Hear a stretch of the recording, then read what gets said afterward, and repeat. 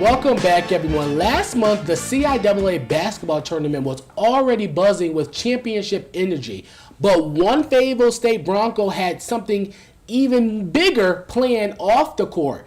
After helping lead the FSU's men's basketball team to the CIAA championship, guard Zeke Cannedy got down on one knee and proposed to his girlfriend and Cheer-Fry smooth cheerleader Mariah Boyd. Love was all around the air, but the moment made it official. Today, we're sitting down with the beautiful HBCU love story, straight from the confetti to the altar in an exclusive interview. Zeke Cannedy, Mariah Boyd, welcome to the show. Thank you guys so much for coming on. How are you guys doing today? Great, wonderful. It's great to be here. I'm so excited. Absolutely. First of all, I'm just in awe. How did you guys meet? I know you're a basketball player. You transferred from Johnson C. Smith, right? And you've been here since your freshman year, right? How did this come about? It was actually at a tournament in Atlanta last year. Okay. And I was just scrolling on Instagram and I just came across her. So I just shot her a DM and we just right? And we just clicked from there. Like she was a amazing woman. You know, she was a child of God. Yeah. And I was striving to be a child of God too. So just being able to just connect on that level, like it just meant a lot to me, and we just became best friends. Yeah, for sure. Yeah, exactly how that happened. When he first actually DM'd me, I kind of was like, I don't know, like, Because he was an athlete, or just you didn't know who he was? He was an athlete, yeah. Like I just didn't know who he was, Okay. and then I did go through his page, and I'm like, okay, because you know you can do your research. Yes, before, we have so to. I'm like, okay. That's both ways, though. Yeah, Both ways. Right. So he texted me, and I'm like, You know, so it kind of did take a little bit for me to feel comfortable enough to like really, I guess, want to get to know him on that level. But like you said, like once we really got used to each other and we would see each other, we became best friends like super quickly. You know, and I see that faith is really strong in your foundation of your relationship. Why is that so important? Because I think, especially in our generation, because you're 21, right? You're 22? 20. Yep. I'm older than y'all. I'm 22. Okay. So, but faith is very important in your relationship, right? Can you talk about why is that so important in marriage, especially as young as we are, as you guys are? Right. I just feel like this younger generation, you know, a lot of kids, they tend to lean towards the streets. They tend to lean towards things that isn't of the Lord. Yeah. So like I just wanted to set an example for younger kids. Like I got a lot of young cousins, a lot of young guys back at home that play basketball. I just want to be an example for them and show them that like you don't always have to choose the streets. Like the Lord is the right path. Yeah. And like just being able to prove them on the court and off the court that like I'm doing all this because of the Lord. Yeah. Like because of what He has blessed me with. Now, did that attract you more to him because of his faith? Yes, absolutely. I think, well, honestly, if I'm being truthfully honest, I think we were kind of both in a place where we kind of needed to work a little bit more individually on our own journeys with the Lord.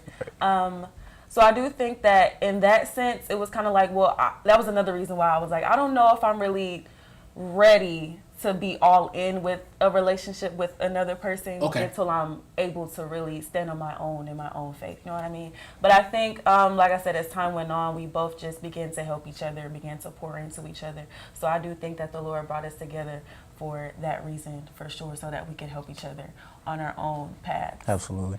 Now, CIAA, Baltimore, right? You went down to Baltimore. Were you planning this the whole time? Like this proposal? I was. Okay. Take me through that. All right, so like it was real like nerve-wracking. Okay. But I knew that I wanted to do it after we won the championship because I had real like a lot of confidence that we was going to win it. So like just getting the ring in Baltimore and being able to like have somebody there that could hold it, like during the championship game, like the nerves, like oh my gosh, like I couldn't. I felt like I played terrible because of the nerves, like so. And he forgot the ring too. Yeah, I did forget. How did you forget the ring? I forgot the ring, so I was rushing because the bus was about to leave. I was rushing and I forgot the ring, so I had to ask one of her cheer sisters to go get it. Okay. Yeah, Cheyenne, she a real one for that. She's a real one for that. So she got it. She told me she had secured the bag. Yes. And like so when they got the cheerleaders got to Baltimore, she brought it to me, and that was a relief. But the lead up and as days went Your by, heart was pumped. Yeah, we won that first game, won the semifinal game. We got to the championship game. The nerves was just overwhelming, man. Like, but just being able to just experience that moment with her, my best friend, like, and everything we done been through, it meant so much to me, and like it was more than I expected. Now, I knew you guys were going to win, by the way. I was watching ESPN Plus from my home. But hypothetically, if you guys lost, I knew it was coming. right? If you guys lost, will you still have proposed? Yeah. Well, no, not there. Not Okay, I'm about to say. Not in Baltimore, but I definitely had a backup plan. Okay. But I had too much confidence that we was going to win, so I wasn't really worried about it. Now, Romeo, it was like the biggest like cheerleader. Like, he was happy more than y'all. Right? Is he going to be your best man? Or there's a possibility. He's going to be a part of the wedding. Yeah, he definitely be part of the wedding. But there's a possibility. But Ro, that's my guy. I love him to death. Like he's full of energy, and he just showed it to the world right there. Sure did. Sure. Now, is everybody? It's going to be an FSU themed wedding, or how is it going to be? We get married at the church and the chapel across the street. That's actually a really good question, and I was thinking because I like Broncos and the Fayetteville State was such a big part of our engagement, so I wanted to find a way where we can incorporate it somehow. But you know, the guest list gonna be through the roof, and we gotta feed everybody. That's somebody sponsoring Chancellor. Why not both? Exactly. Why not both? But maybe we can think of something like, so we can get everyone involved. But that would be great. Now, I want to see though.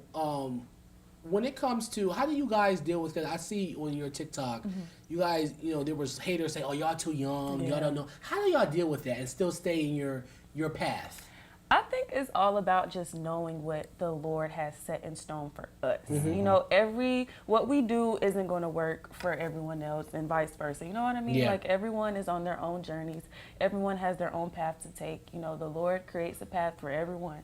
So it's like I kind of tend to just tune out the noise and just focus on what me and him have going on and what the Lord has in store for us. So I think it's just less about what others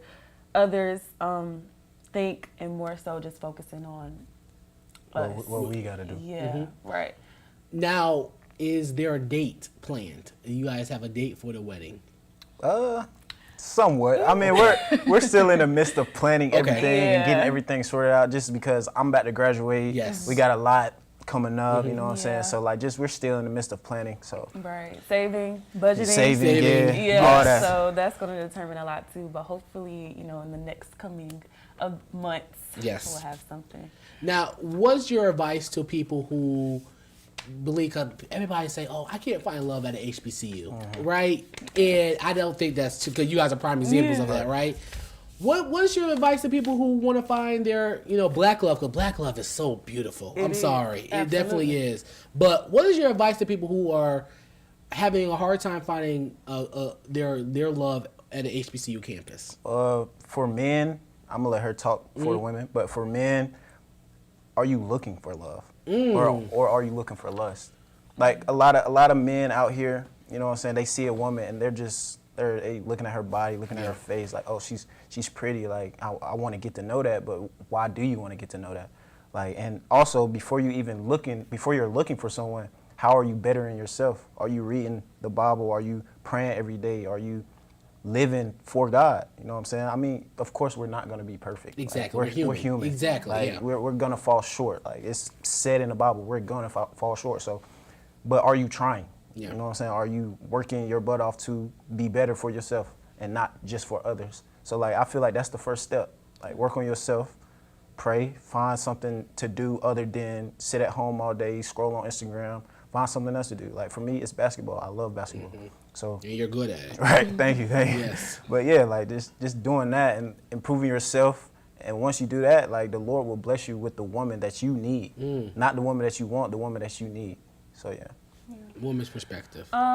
Ditto to everything you just said, for sure. I think it honestly goes both ways. And I think as women, sometimes we kind of don't understand that. Just as much as men can lust over women, I believe that women absolutely can lust over men, especially in the culture in the age that we're in now. It's kind of glorified to have multiple partners or, you know, cheat or, you know what I mean? So I think, for one, it's not that you can't find love at an HBCU or a college environment, period. I think it's just about, like he said, like, who are you? Like, what are you looking for? Like, do you know what you would want in a man? Okay, well, in what ways are you going to be able to compliment the man that you're, you know, that you want to receive? So, like he said, just about bettering yourself. It's not always just about finding a man. It's like, okay, well, you know, who am I? You know what I mean? Yeah. Like, am I going to be able to sustain this relationship?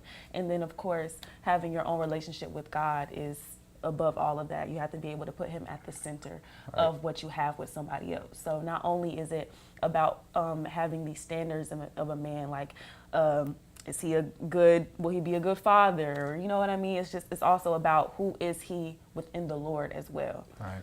So. Oh, we appreciate it. I can't wait. Am I invited to the wedding? Absolutely. Yes. Absolutely. I can host the reception. You know can what? You can host? I don't charge at all. I'm free. Great. Okay? Wonderful. Yes, I'm free. I love Okay? that. Okay? Just give me a good meal. Okay? Yeah, absolutely. We appreciate you guys so much. Mariah boy. Well, it's Mariah Cannedy. I'm going to call you Mariah Cannedy and Zeke Cannedy. Thank you guys so much for coming. We'll be right back right after this. Hey you, do you want more What's Hot content? Then be sure to hit that subscribe button. We promise you a great time.